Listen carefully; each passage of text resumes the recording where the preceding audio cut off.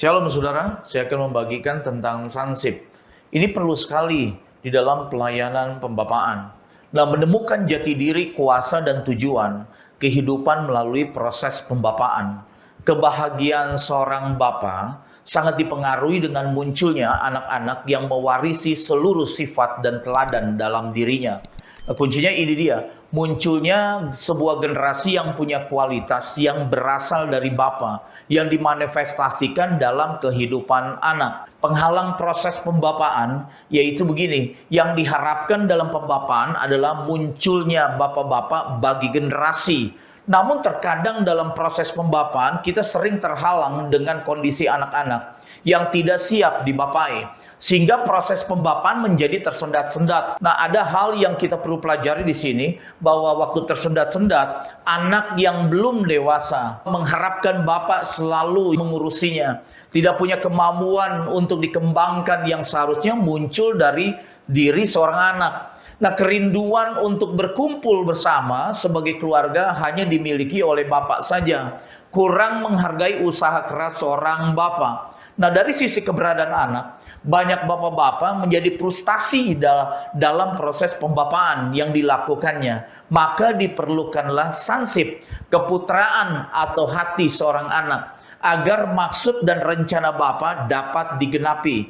Nah, father itu dia, dalam bahasa Inggris itu father. Nah, itu sumber. Sons, anak, berasal dari sumber. Nah, sons, anak, memuat semua persamaan dengan Bapa. Nah, kalau kita baca di Yohanes 14 ayat 9 dan 10, itu berbicara tentang Filipus. Nah, sonship, same quality, artinya like father, like son. Nah, father and son, same quality. Nah, anak punya kualitas yang sama dengan Bapa. Anak kualitasnya sangat berbeda dengan hamba. Kalau kita lihat ada sebuah perbedaan antara anak dan hamba. Yang pertama, anak punya hak waris. Yang kedua, anak punya warisan. Yang ketiga, punya DNA yang sama dengan Bapa dalam garis keturunan dan punya otoritas untuk melakukan sesuatu karena ada sebuah garis keturunan. Ini berbicara tentang anak. Berbicara tentang hamba, tidak punya hak waris dan menerima upah, tidak memiliki DNA tuannya, di luar garis keturunan, tidak punya otoritas melakukan sesuatu. Ini hamba. Seorang anak dapat memiliki hati seorang hamba, namun seorang hamba tidak mungkin memiliki hati seorang anak. Pegang baik-baik saudara, bahwa begini, anak perlu mengalami proses pembelajaran untuk membawanya kepada penemuan, yaitu jati diri yang jelas, sebuah otoritas dan tujuan. Nah, proses pembelajaran adalah pengalaman yang tidak menyenangkan menurut ukuran daging, namun yang akan membawa kita kepada sebuah tujuan, yaitu ini dia, Lukas 15 ayat 11 sampai 32. Kalau kita lihat anak yang terhilang ini, yang pertama dia anggap bapaknya sudah mati. Dia tidak memerlukan bapaknya lagi. Dia tidak dapat melihat kualitas hidup bapaknya. Nah, kalau kita lihat baik-baik di sini, lalu dia melihat bapaknya hanya sebagai juru bagi harta warisan, bukan sebagai pribadi yang punya otoritas. Dan seterusnya, dia menganggap bapaknya sebagai penghalang untuk hidup bebas. Dia merasa juga tahu tujuan hidupnya tanpa campur tangan Bapa. Ini yang sekarang ini saudara perlu mengerti, karena proses pembelajaran anak terhilang tidak lagi bersama dengan Bapa. Yang pertama. Yang kedua, proses itu muncul mengalami bencana kelaparan. Yang ketiga, hidup tidak beda dengan seekor babi. Nah, keputusan yang muncul setelah proses pembelajaran, dia mulai bangkit. Yang kedua, kembali kepada Bapa, kembali kepada sumber, kembali menjadi anak berasal dari sumber, itu dia. Nah, kuncinya saat kembali kepada sumber, dia mengenakan jubah yang terbaik, jubah identitas, sebuah jati diri, ada punya identitas yang baru, kembali menemukan jati dirinya sebagai anak, bukan hamba. Karena anak punya warisan, hamba tidak. Dipakainya cincin pada jarinya. Cincin berbicara otoritas. Saudara dan saya diberikan otoritas yang luar biasa. Nah, otoritas berbicara kekuasaan. Nah, kekuasaan yang dimiliki oleh seseorang karena pangkat atau kedudukan untuk mengambil keputusan dan memberikan perintah dan membuat orang lain mematuhi atau menaati perintah. Ini adalah kata otoritas. Saya ulang kembali, otoritas berbicara tentang kekuasaan, kekuasaan yang dimiliki oleh seseorang. Karena mungkin ditaruh sebuah pangkat atau kedudukan untuk mengambil keputusan. Jadi dia bisa memberikan perintah, ada sebuah otoritas di situ. Nah, lambang pada cincin adalah merupakan sebuah meterai yang punya otoritas untuk memerintah yang sama kuatnya dengan keputusan seorang raja, bapa. Nah, keputusan anak sama sahnya dengan keputusan bapa. Dikenakan kasut pada kakinya. Nah, kasut berbicara tujuan. Tujuan ditemukannya, tujuan hidupnya sebagai anak. Nah, kalau kita lihat kedewasaan seorang anak, kita baca di Yesaya 9 ayat 5. Itu berbicara tentang seorang putra. Ada dua kata yang dipakai untuk kata putra, yaitu teknon dan hueos. Itu dia. Nah, yang pertama kita membahas bahwa kata teknon.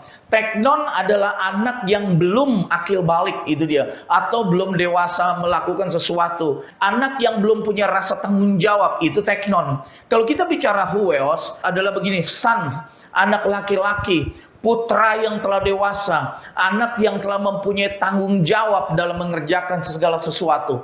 Kalau Anda merasa Anda sudah dewasa di dalam Tuhan, Anda akan kerjakan sebuah tanggung jawab yang tidak dipaksa. Jadi teknon dan hueos dibedakan oleh sebuah tanggung jawab. Seorang yang bertanggung jawab akan melakukan sesuatu dengan penuh ketaatan, walaupun hal-hal yang dia harus kerjakan berat. Kalau orang yang sudah bertanggung jawab, dia dewasa, dia akan melakukan sesuatu dengan ketaatan. Dia nggak perlu diperintah kembali, dia akan kerjakan sesuatu dan dia tidak bersungut-sungut. Yesus teladan anak yang dewasa. Yesus seorang putra, hueos, itu dia. Kalau saudara membaca di Ibrani 5 ayat 7 sampai 10, saudara akan menemukan ia taat pada pengalaman salib. Ia putra yang bertanggung jawab dalam melakukan tugasnya. Ia menunjukkan jati dirinya sebagai anak Allah. Dia taat sampai kayu salib. Nah, kuncinya ia memiliki otoritas yang tertinggi. Lambang pemerintahan ada di bahunya. Ia memegang sebuah kunci dalam maut. Ia mengenapi tujuan atau rencana Allah. Sangat luar biasa. Yesus adalah hueos, itu dia, putra yang mencapai tujuan dengan sempurna, yaitu imam besar bagi kita. Ia mencapai kesempurnaan tujuan sebagai seorang anak. Ia menjadi pengantara antara manusia dan Allah. Ia bertanggung jawab atas pekerjaan yang dia lakukan. Ia mewarisi seluruh keberadaan Bapa. Luar biasa Yesus. Ini waktunya bagi gereja untuk membangkitkan anak dan bukan pelayan. Karena pelayan punya batasan, anak tidak punya batasan dalam akses dan sumber-sumber yang dapat mendukung apapun yang dikerjakan. Ini waktunya gereja untuk membangkitkan generasi-generasi yang luar biasa, membangkitkan anak dan bukan pelayan. Sekali lagi, gereja sebagai hueos. Yesaya 9 ayat 5, kedewasaan penuh. Nah, gereja yang berjalan dalam otoritas pemerintahan yang akan mempengaruhi dunia. Gereja yang menjadi tempat pemimpin-pemimpin bangsa meminta dan mendengar nasihat gereja adalah eklesia. Saya ulang kembali, gereja yang berjalan dalam otoritas pemerintahan yang akan mempengaruhi dunia. Gereja yang menjadi tempat pemimpin-pemimpin bangsa meminta dan mendengar nasihat gereja adalah eklesia. Nah, gereja mewarisi keperkasaan Allah dan mendemonstrasikan kuasa Allah yang hidup. Gereja menjadi bapak bagi kota. Gereja menjadi pembawa damai. Nah, kalau saudara lihat Matius 5 ayat 9 di situ, bahwa gereja menjadi pembawa damai. Bagaimana sikap seorang anak untuk dapat mewarisi sifat dan teladan Bapa? Dekat dengan Bapa, punya waktu yang berkualitas dengan Bapa, menangkap dan mewujudkan rencana Bapa. Apa yang membuat anak gagal mewarisi sifat dan teladan Bapa? Anak masih seorang teknon, itu dia, kekanak-kanakan. Prioritas anak sebatas tuntutan kepada Bapa. Anak tidak menghargai bapaknya sebagai sumber. Anak tidak mempunyai waktu yang berkualitas dengan Bapa. Kualitas anak adalah memiliki karakter Bapa, sehingga karakter anak sama dengan karakter Bapa. Jadi anak anak sama dengan Bapa, berasal dari sumber, kembali kepada sumber. Gereja perlu yang namanya melahirkan generasi-generasi anak. Sekali lagi saudara, Tuhan memberkati saudara dalam keturunan ke-7, keturunan 12, sampai keturunan beribu-ribu. Amin.